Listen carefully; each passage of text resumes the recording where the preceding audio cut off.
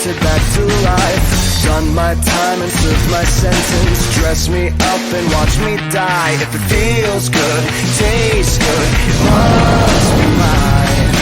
Dynasty decapitated, you just might see a ghost tonight. And if you don't know now, you know. I'm taking back the crown.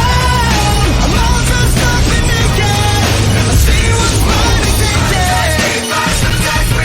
Oh, yeah, the crown. All right, you're familiar with the music. You already know what's going on here. The demon has been summoned. Demon Phil here with hell of a show, and we've got a guest in the hot seat ready to go over here. And we're going to have a great time with this because we're doing something a little bit different today. Only once before have I had someone from outside of the U.S. as a guest, and that was a great time with someone from Australia. So we're jumping the pond yet again this time. Our destination is over there in the UK area. So we're going to go ahead and bring up my guest on this one. This is Alice Quinn Rose. Hi, everyone. How you doing? Welcome to the show. Thank you for having me. Absolutely. Now, before we get started into all the great stuff that we're going to get into with all this, go ahead and take a moment and let people know who you are, what you do, where to find you. So I'm Alice Quinn Rose. I am a comic book writer who is currently kickstarting a horror anthology. And you can find me pretty much anywhere on all the main socials at Alice QR Writer. Excellent. Now, of course, you're working on the project that you've got on Kickstarter. We're definitely going to be talking about that. But what I like to do is also get up here and kind of get to know the creatives behind the work that's out there. Because a lot of times people that are looking at supporting projects or even just throwing an eyeball into the general direction of indies comics and things are looking at what are the creators doing, with this thing and how are they putting their emphasis into things. So we're going to kind of delve into that a little bit. The first thing I got to say is, of course, this is a horror anthology that you're working on with this.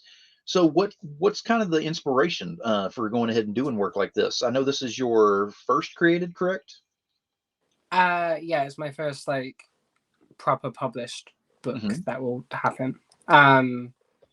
So it's called An Insomniac's Delights, and all the horror is sort of those stories and things that keep you up at night. And as someone who has suffered with insomnia, I basically just sort of taken those waking nightmares that pop into your brain when the lights go off and you get tucked into bed, and try to turn them into stories that can entertain people in the most terrifying of ways. And I want to say right now that your video at the top of the campaign, I don't play videos on my shows anymore. I used to do it a couple of years back, and then I kept getting the copyright things on there. Even though most of the creators own their own stuff, I'd still would get hit with a copyright deal, so I don't put that up there anymore. But your video is awesome because it got that true, like a short story horror film feel to it. Live action, and just the creepiness to it, and the way that it ends by just the book is in hand and it's like, oh gosh, why did I get up for this? It's got that comedy element but in the right way in there. Is that kind of what we're going to be seeing as far as the general direction of the stories going in here? Yeah, I wanted to balance between scaring the audience as much as possible, but then also putting the toys back in the box by the end of the book, so that you're not traumatized. I think horror's bad when it traumatizes you. It needs to have a good roller coaster journey of making you scared but also making you smile. And so the Kickstarter video is a little short horror film that is trying to give that sort of balance of both comedy and also fear. That is awesome. Now, was that an actress that you used, or was that yourself, or who was that? That was me who was in really? that. Yeah. Just because it's easier to just have me and a friend from film school to shoot a little short film. Very nice. So you've got a background in film school as well. Yeah. So my background is in film. I started by doing film school for uni, and then worked my way into development teams and story departments. And and I've kind of pivoted towards comics because the film industry is kind of monopolized right now, and it's a bit hard to like get anything made. Yeah, if And not a like, superhero and a certain brand, then yeah, it's not getting a lot of attention right now. yeah, exactly. There's not as much money for like mid-priced projects as there used to be, and also since I've been writing comics, I just have a lot more fun writing comics than I do films, because films are so structured, but comics have so much breadth in the way you can tell the story. And it's really refreshing to just every single time I write a different story, it's an entirely new fun experience. I just love it. Now, you said this is going to be like your first published, physical work that's in your hands and everything with this anthology. Why did you choose an anthology to be your first, one that you're going to have for published here? I wanted to work with a few different artists, and also like explore different stories and like different ways of using the comic book format, especially like page format, because I don't know, like there were other projects I could have like made other than this, but this one just seemed like it had the most variety that like kept it really fun to work on and like really fresh to like read, because each story is so different from one another, but also still like have this flow of tension throughout them because of how they're ordered throughout the book. And so I'm just really excited to give people that sort of like variety and of like curation within one book. Now, we're going to be showing some artwork from some of the artists that are involved in this, and the artists were the ones who they did the artwork on each different story that's in here, right? There's 7 different stories. Yes, there is 7 stories. One is secret, so that you will only know about that one when you get the physical book, just as a nice little surprise for people. But the other 6 are, we'll talk about those later, but each one is going to be illustrated by a different artist with a unique style. And I'm really excited for people to see just like how that like eclectic nature really like works in an anthology. Now we're going to go through and have some of the artwork from the artist here. And I want to go ahead and let everybody know this is artwork from the artist, not from the actual book itself. Yes. That is still in production. So just keep in mind that the artwork going to be showing up here is for the, it's from the artist repertoire. It is not from the book itself. So this is just kind of showing their style, but it really got my attention seeing this, because I can kind of, whenever you put them into a pile, you can kind of see the way that they have that synchronicity to them. I mean, they really kind of build off of each other the way that it is, and it's very different styles. So we're going to kind of get started on this, and we're still going to go ahead and keep talking and going through some questions while we're showing some art. But I mean, Sorry. just to start off, with that right there, that's a starting piece right there. Yeah, because it's got the dark, nature to it and everything, the horror feel, but it has so much depth to it. And of course, whenever you're going with the gray tones and the shaded and all that, it really gives more of an eerie feel to whatever you've got on there. And whenever you're dealing with the Dark Knight, when is it ever not eerie? and Marianne tends to work in color mostly, from what I've experienced. But I just like how she sets out her compositions, and like the bold line work is just, I just really love it. It's just so clean, and like even though there's so much going on here, you can read everything. Oh yeah, absolutely. I mean, it's like every little piece of it's telling a different story, but it all comes together on one page. I mean, it's awesome how it's set up, and that's just one piece of the puzzle right here. Everybody that's watching, I mean, this anthology has 7 in here, 6 of which we're going to kind of show off a little bit. The 7th one, like she said, mystery. So you have to actually get the book to find out about that one. Now I'm very interested. You can't do that to a person with OCD. You can't say, but wait, there's more, and then not tell me. It's like, oh yes, you gotta know. So I'm going to move to the next one, but I'm going to ask you, how do you find these artists? I mean, are these people that are within your area? Are they within your circles? Do they reach out to you, or did you reach out to them? I reached out to pretty much everyone. with like basically a pitch for what the project is, and like a document that was like covering payment and style and the log lines for like each of the stories, and then like the artists who I think I reached out to about 10 artists who were like on my wish list, and got like 7 of them, and yeah, that's how I basically just found everyone through social media. Like a lot of them I'd been following for a long time and just like really loved their work. Yeah, social like, media really, because that's the great thing about the comic industry now, because we have social media. You can just like work with the people who are like most passionate about it or who are best for the project. Whereas like I assume in the 90s you had to like draw everything out on a page and then send it overseas through the post for that artist to do it, and you could Right. only talk down the phone about like collaboration notes. So it's really great to be able to have the flexibility of the internet now. Now you've got these artists are from all over the world, or are they kind of in a? Yeah, we have artists in Brazil, Australia. Most of them are in the US. I'm obviously in London. So yeah, it's like a proper international Nice.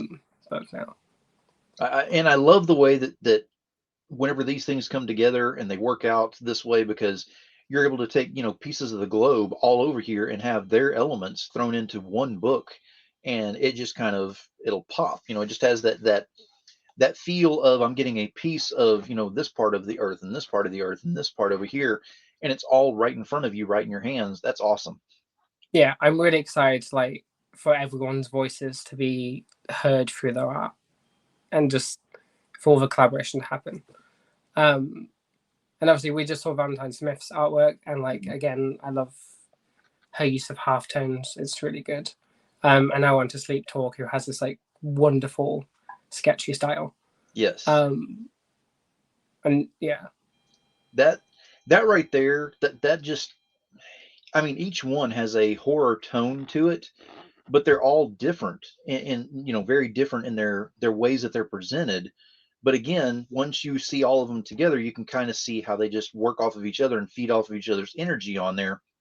And this right here, this kind of goes along with what you were saying, where you put the toys back in the box whenever everything's done, so it still keeps that lower tone, so we're not scaring them into having to send you the bills for any kind of therapy or anything they're having.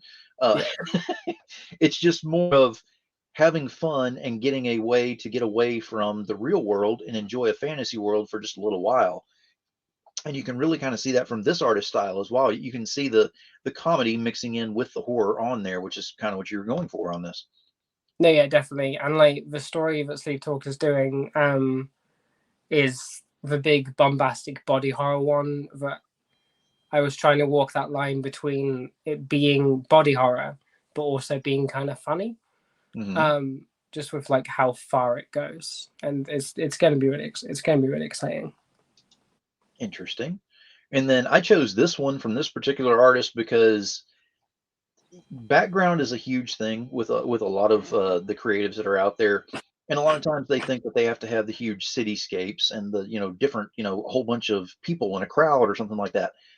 This one actually really shows off the power of the character up front, and then still builds off of the entire picture that's in front of you, and Yeah, again gives you that horror element on there. So I really like this one that you chose as well.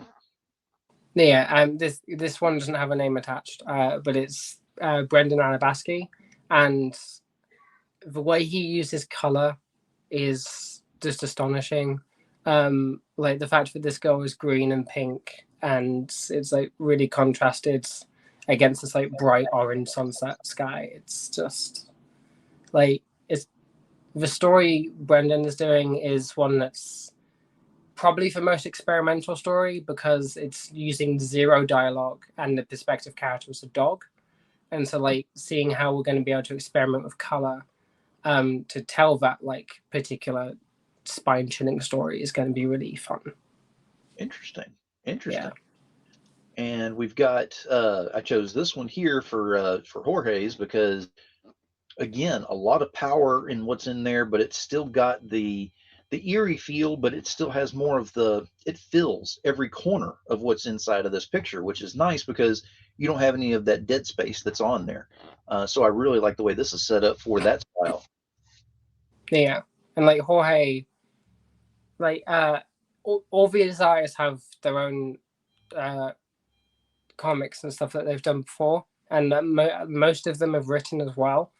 And you should definitely go check out their previous work because it's really good. And like Jorge does a lot of big monsters, and it's like I've tried drawing before, and it's hard to like make something feel like it has weight. But Jorge's always like in everything I've seen from Jorge, like just feels you can feel the presence of like the characters and the monsters that he draws. Nice. Yeah, And it definitely has. Again, you can see where each piece kind of fits a puzzle, to finish up the finished piece on there. I will say that I kind of went a little overboard on this one because I've got two pictures for this last artist that I've got on here. But this one, the style on here automatically had me like leaning up into the monitor going, wow. Um, but again, this is the style that I love personally and everything as well. So I really wanted to kind of show this off too, because it's awesome to see how this ties into everything as well. But this is yeah, that I mean, this is one piece of it here. I've got another picture as well, but I mean, of course, Hellboy with death in the background with I mean, just it's got that I'm trying to think of the style that it actually uses on there, but it's very color based on there where you get depth off of the color that's in there and it almost looks like they're looking off the page directly at the reader. And I love how that is set up, and I cannot wait to see that kind of style in a story that's involved with your anthology on there. Yeah, I love the sort of like I did an Instagram live with Eamon recently, and we spoke about how he loves doing like hyper detail, like just all these tiny details in like every panel. And the story that he's doing for the book is the one that is based on like Britannic mythology and like folklore monsters. And it's going so like seeing his interpretation of like that environment and those sorts of like creatures and themes is going to be really interesting because of just this like all these like small details that just like tell so much story.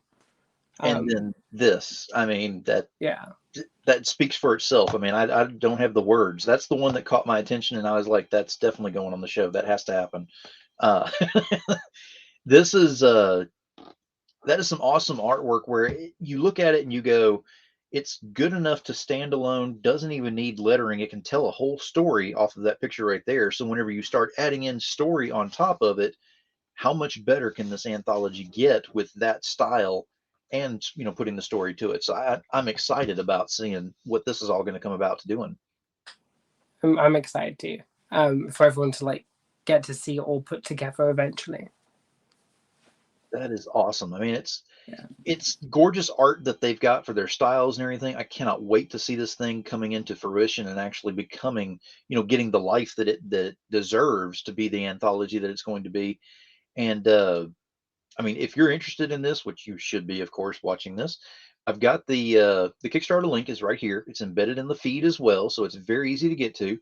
Just wait until we're done with the show to make sure, just in case there's any more information you want to take with you as you go over there, because there's a lot that we're going to be discussing about some other things involved in the campaign and things like that as well. Because again, this is her first campaign on Kickstarter, and the campaign page looks awesome. I just want to go ahead and let you know right now that whatever you did to research on how to do that or how to come up with that, it looks great. It has a very fluid feel to it.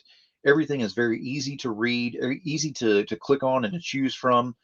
It definitely has a feel and an appeal for not only return backers that'll be coming back to you, but the new backers that are out there as well. So, how did you do the research to actually come up with the feel for what you did for the page? I mean, so first off, the page has been selected as like a project we love by Kickstarter, which Yes. was really flattering.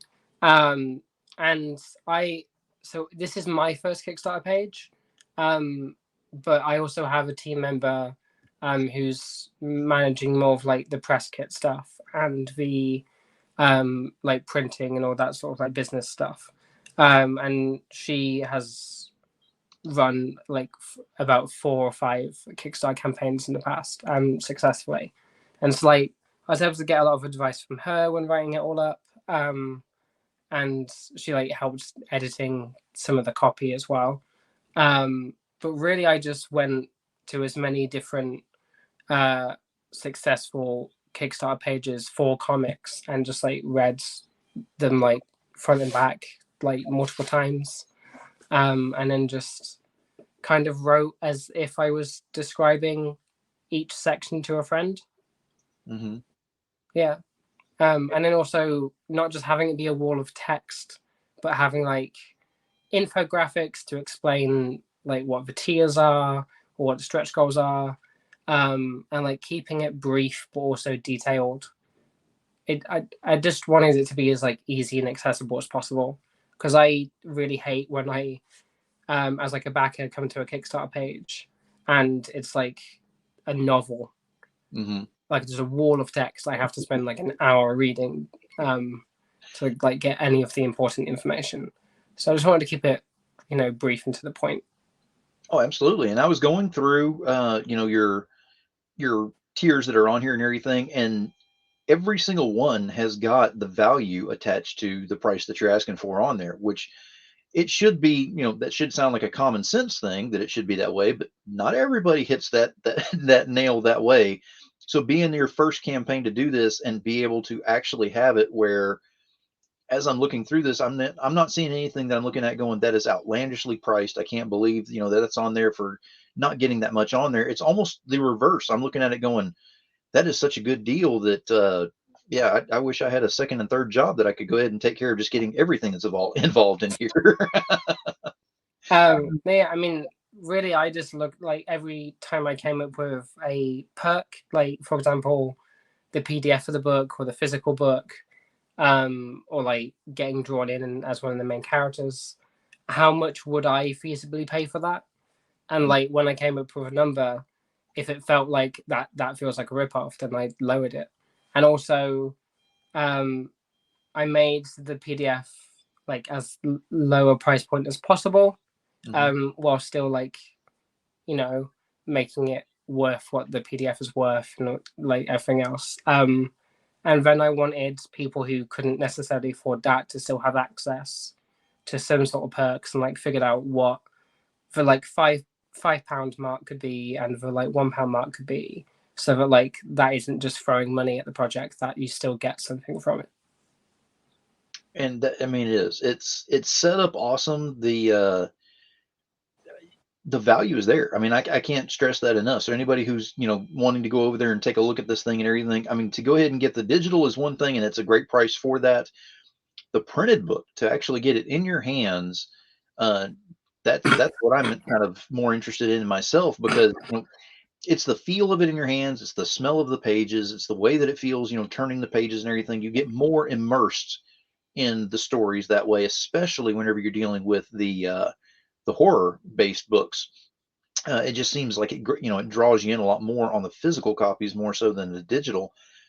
I've got to ask: is there certain books that you've seen, in the past, or that you're a fan of, or something like that, that have been kind of like an inspiration for wanting to go ahead and do the horror books?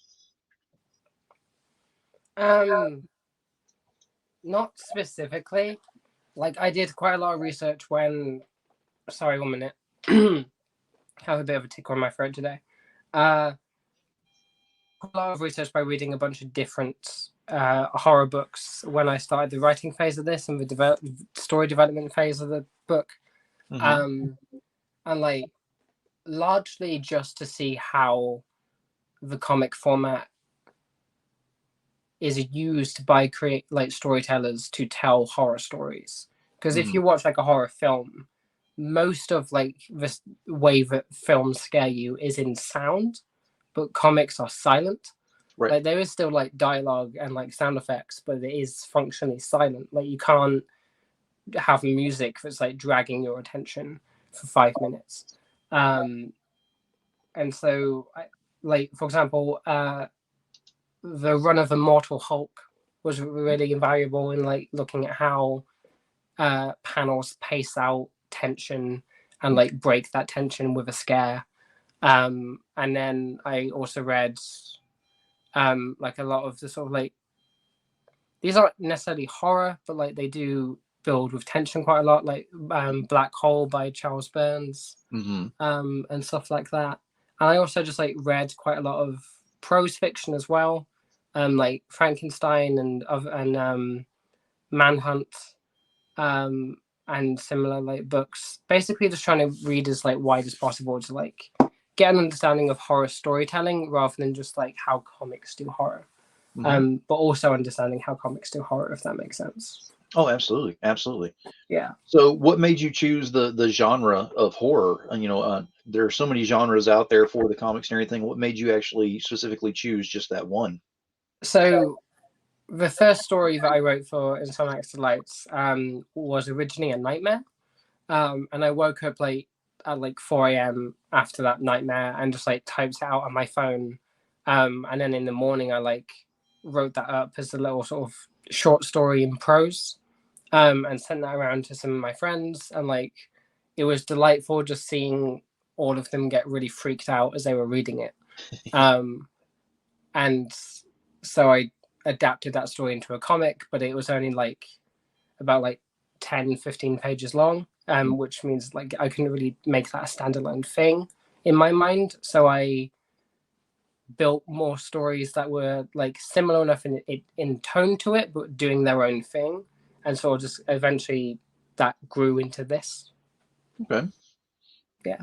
So you're doing more of the one shots. You're not building the actual worlds together with different things. You're doing more of the just this is a a one issue, that kind of thing. Yeah. So each story is its own story. It's much more in line with, I guess, like classic short story anthologies rather than like more contemporary comic book anthologies that are this like Sin City-esque bouncing around the same world thing. Like each one is its own dedicated horror story that you can enjoy by itself, but also with how all the stories have been organized in the book, the tension does ratchet up and then ratchet back down if you read it in order. Nice. Yeah. It sounds like it's a lot of fun in there. How many pages are we looking at total with the finished product on that? Story pages around like 40 to 50. Okay. And the final book would be about 70 pages total. Okay. Yeah. That sounds awesome. I mean, it sounds like it's going to be a lot of fun. Sounds like it's going to be a great read to get wound up on, and then just if you're really into the horror stuff and the jump scares and things like that, it sounds like one of those that's just good to pick up and kind of unwind to read on that. So I think a lot of people are really going to be enjoying that. Yeah, there's a good mix of like jump scares and also like insidious sort of like creeping horror where you're just sort of like shivering and uncomfortable and like what's about to happen. I don't know, which I'm really proud of because like I don't just want the book to rely on jump scares, obviously. Exactly. Yeah. As long as you don't have any stories in there about my ex-wife, we're okay, because that's as scary as I can take it. That's as worse as it gets right there.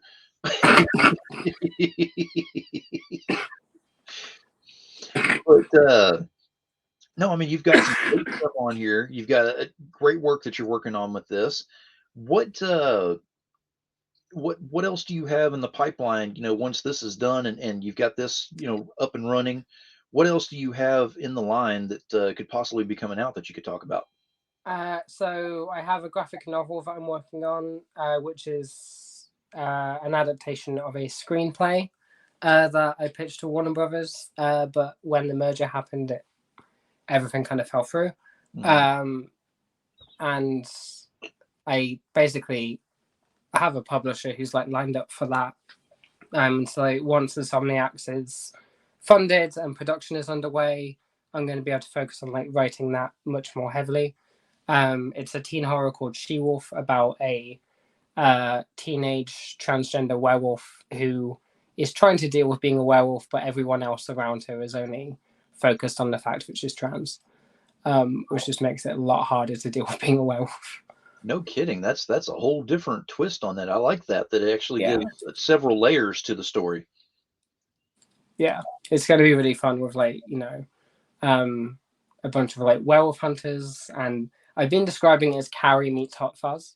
Mm-hmm. Yeah. Nice. That sounds really cool with that. Now, I got to ask, you know, being that this is your first campaign and everything, what is one thing that you've taken away from this positively, of course, that you've seen that you've worked out, created, or has happened on here that you definitely want to take into your next campaign? Something that you've learned from on here. Well, I mean, it's obviously still going. I haven't really introspected much because I've just been so like in the mindset of it currently being the thing that's happening. Mm-hmm. So I don't really know how to answer that. I mean, it's been really nice seeing like the passion behind that everyone has for the project already. And sorry, I don't really know. I haven't had a think about what I've learned yet, so I don't really know. We have the good Sorry. questions on here every once in a while. Sometimes I have a good thought comes through. It's a really good question. I just like haven't given it any thought, and so I don't know how to answer it. Oh no, no, Sorry. and there's no right or wrong answer by any means. It's more of a you know, just the I like to see how the creators have perspective on their own projects because, you know, being you know, outside on the backing side of it and on the fan and follower side is a different perspective than whenever you actually create it yourself. And sometimes you can see things, you know, differently, looking at different angles on there. And I just always like to ask the creators the same question on there just to see how they see things on there. And being that this is your first one and you're still going through and getting a feel for it, just getting started, that is something that I would definitely like to touch back on once it gets a couple more weeks underneath it and see how you feel about it with that. Yeah, I mean, I definitely like one thing I've definitely learned, and I don't know if this is like fully like super positive, is I should have lined up a bunch more like interviews like this and stuff like that before launching the campaign. Because I think like having as much of a push as possible like on launch is like really vital for a campaign. Because what I've definitely learned is the first and last days are the biggest days for any campaign. Which I thought I was going to be able to like keep a constant donation rate the entire time, but obviously it's difficult to do that because just even you're constantly having to sell it. I don't know. It is. It's something that you're constantly having to work at, and that's something Yeah. that I think a lot of people outside of the industry, you know, and kind of looking in, going, you know, what kind of projects are on here, or they happen to hear about Kickstarter and look on there. It's not an easy process to get on there and put things on there and sell because, like you just touched on right there, you're selling for 30 days or however long this is. You are a salesman at that point because Yeah. you have to push this thing to the point where it can't be oversaturated to where people want to go, just change the channel. I'm tired of hearing this, change the channel. But you want to have it enough where they're like, okay, I'm breathing air right now, but it's not good enough. I need to breathe the Insomniac's delight. I need this to go ahead and Yeah. survive a little bit. It needs to get to that point, and having that following and having that consistency on your brand, that is key to getting that feel on any kind of project that you're working on. So Yeah. that's good that you've actually noticed that on your first campaign. I've talked to other people who have been on guests before, and you know, they've told me that it's taken them 5, 10, 12 campaigns before they go, oh, I need to, you know, start working on that first. And so at least you're learning ahead of the time, you know, and ahead of the curve on this. Yeah. I So mean, it's good with that. I really focused on like giving everybody best value for their donation, making sure all the like team members are financially like compensated for their work, and also like making sure the story and the art is as good as possible. Promotion is something I definitely need to learn more about. Absolutely. And Yeah. I mean, and everyone learns something, you know, from what's going on. And the day that you stop learning is the day you stop caring. That was what my dad used to always tell me. And that's what, you know, as I'm getting older, I'm starting to act more like my dad, even though I was, you know, when I was growing up, I was saying, I'll never be like you. Yeah. That didn't work out that way. And I'm glad it didn't. But, you know, whenever you're pushing your brand and you're getting more people, you know, to notice it and get excited about it, it can be in different variations that are out there. The variety of what you do is important, because having the digital imprint, you know, is great, and having people see the social media side and see you online and things like that. Having the con, you know, appearances and everything, you know, at conventions and all, that's important as well, because you get a different crowd with that. So how is it? I'm going to ask you this one. How is it that how do you see it as bringing on new backers with all of this, and hopefully, you know, you want to create them to where they become from fans to followers, which basically means they're going to back every project you've got and tell everyone about it. You just get that excitement instilled in them. So what's your plan for, you know, not only getting people to back it for this one project here, but to make sure that they're following everything you're doing and promoting it as they're going along? I do not have that plan. I don't. Yeah, nope. I don't really know how to get people to like. I mean, I want to basically. I want to like make the book as good as it can physically be, Mm-hmm. and like give people like that, you know, as good of an experience as possible.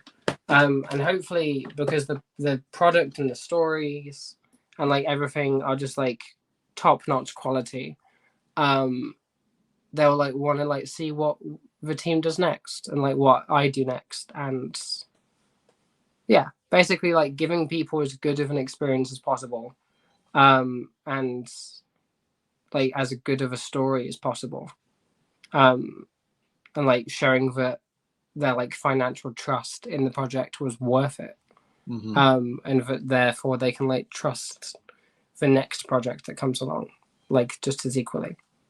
Exactly. And I mean, you said that you didn't have an answer for it, but you had the perfect answer, because it's all about, as far as I'm concerned, as you know, being a backer and being fan follower and everything, is it's all about the way that the creator goes ahead and takes care of the fans, the followers, the backers, and everything in there. Now, that doesn't mean that if I'm going to pay for something, you send me the book and we're good and everything's done. It's the fact that whenever I get it, I'm like, wow, look at the way this thing. I mean, it's all the way from the way that it's packaged, from the way that I open it up, the way that the book smells. You know, it's a funny thing, but yes. uh, just the way that it looks, feels in the hands. It has to have that passion, because the indies are all about, you know, putting the passion into your work. So whenever you actually get those things into the backer's hands and everything's said and done, you want to make sure that they're actually kind of sitting back going, wow, you know, I got more than I actually thought I was getting. You know, I'm actually more than happy, you know, taking a chance on this and making sure that this was created. And I can see that that passion is definitely on your side with that. And that is something that more people need to have instilled in them as well.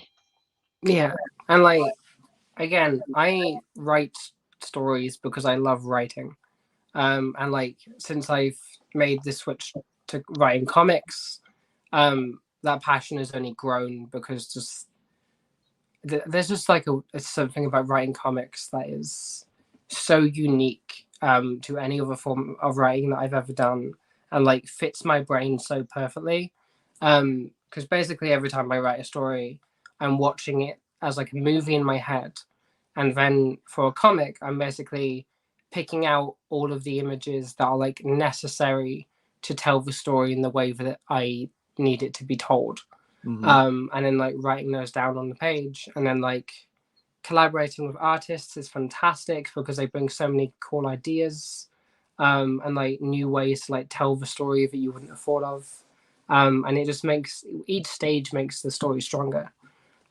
because everyone's just like bringing so much passion and like skill to it. That is awesome. That's the way to have the foundation in your thinking of what you're doing with your project, and you've definitely got that. So yeah, I'm very interested in seeing more of this coming out, and I cannot wait to see the finished product on this as it evolves into everything it's going to be. But I'm going to go ahead. I'm going to put the link up here again, and again, it's embedded in the feed. So now I'm going to go ahead. About to give you full screen, Alice, and I'm going to let you tell everybody why they need to go over there and go ahead and get involved in this project right now, and go ahead and make sure that not only they get involved, but how important it is for them to share this out so that other people can get involved as well. So let me give you full screen, and you've got the mic. My brain just turned off. Helpful. So, sorry, Phil. My brain's just gone. Oh, there's a lot of pressure, and like everything just went out of my head. It's your first period. It's expected. We're good with that. If you would have come up and just rattled it right off the bat, it would have been like, wait a minute, are you artificial intelligence trying to take over the world, or are you human? I got to make sure on this now. I mean, it's 7 unique, horrifying stories that you're not going to see the likes of anywhere else. Like, this isn't Creepshow. It's not Tales from the Crypt. It's Insomniac's Delights, and it's its own thing. You're going to get a good mix of like insidious, meditative horror that like creeps into your bones, and a good like mix of like bombastic, sort of like body horror scares. And it's 7 different artists bringing their own unique voices and like perspectives to it, and their own unique style. So you're going to have like so much variety and so much rereadability. And we really just like want to make this book because it's going to be fantastic, and I want you to like be able to like enjoy it and read it. And we can only do that with your help. Even if it's just like a $5 you can give, you still get to read one of the stories. So yeah, that's awesome. Yeah, it's just going to be a really good book, and I just want as many people as want to enjoy it. Yeah. Well, we're definitely, I can say right now, we need to get more people involved, get some eyes over there and make sure that people are getting at least the opportunity to go ahead and make that decision to go ahead and support it as well. But remember, and I'm going to tell everybody this right now, you can always support, everyone can support every single campaign that's out there. And I'm not saying that you have to be financially stable enough to go ahead and, back everything with money, because not everybody has the money to do everything. And that's understandable. But it costs you absolutely nothing to use the power of that finger, the correct one if you can, and hit that share button and go ahead and get this shared out to more eyes out there so that everyone has a chance to see this and go ahead and get, you never know who's going to see this thing and be like, that's exactly what I need in my office right now so that I can go ahead and start reading this. And then I need to send this off to, this friend, that friend, these people over here. And before you know it, you've got a huge circle of people who are pushing on this that never knew it was there unless this guy over here would have said something. So the sharing is a huge part on there, and everybody needs to do that and do their part on sharing it out. And this project definitely deserves being shared out. Yeah, it's a super ambitious project, and we want to like pay everyone for their time as well as we possibly can, because like too often artists are expected to do hours and hours of work without even a whiff of compensation. And it's like, the Kickstarter is going to compensate everyone for all the work that they're like doing, and it's so important for everyone to get compensated. Absolutely. Yeah. Alice, I certainly appreciate you being on here on the show today, and we've had a good talk about the campaign itself, about you as a creator, about coming into this and being your first created on Kickstarter that you're working with on here, and the lessons that you've learned through this and everything. I certainly appreciate you being here. I'm looking forward to seeing where this is going to be going, and I personally will be going ahead and making sure that I am watching this very closely to make sure that we can get this to breathe some life into this very quickly and see what we can do to get this in people's hands. Yeah, we've got about 30 days left, so like we can definitely do it. Absolutely. Absolutely. Well, thank you very much, and I appreciate you being here. I'm going to go ahead and put you backstage right now. If you want to hang out, I'm in closing statements, and I'll be with you very shortly. Great. Thank you for having me. Absolutely, my pleasure. All right, so we had Alice Quinn Rose up here. We got to talk about a horror anthology, and everybody knows I love horror, especially whenever it's in anthologies, because you get to see different perspectives and everything on there. Now, I always have a closing statement. Tonight's not going to be any different. It's always based on my guest or something that was said, usually a one-word thing. And today I want to use variety. We use that word quite often in this particular interview, and the reason we did is because, especially, you're dealing with an anthology, you deal with a lot of variety in there. But variety is not only in dealing with other people in there, it's also dealing with how you put something on the table, how you put something out there. If you just go ahead and just throw it out there and say, I've made something, everybody needs to go ahead and go over here and back this thing. That doesn't quite work that way. But if you go ahead and put something out there and it's got the quality of, attached to it, it's got the amazing value attached to it. It's something that would get people's attention and actually have them look over and say, not only do I want this in my hands, I want to make sure this goes into other people's hands as well, just because it needs to happen. This is that kind of thing. So variety can go ahead and lead to a lot more happening within what you're doing. So if you add a little more variety to what you're doing, you never know how far you're able to go. A little bit of insight for this one on tonight's show, but I appreciate everyone being here. Please remember, if you will, to go ahead and like, subscribe, and share today. Subscribe so you don't miss out on any of the content that we've got on here. We've got all kinds of amazing shows that are happening and even more on the horizon. And that's just the tip of the iceberg, because as of the beginning of the new year, we've got all kinds of things that are going to be happening, including almost a clean slate and changing up on a lot of things. That's as much as I'm going to give you right now. You have to watch to find out.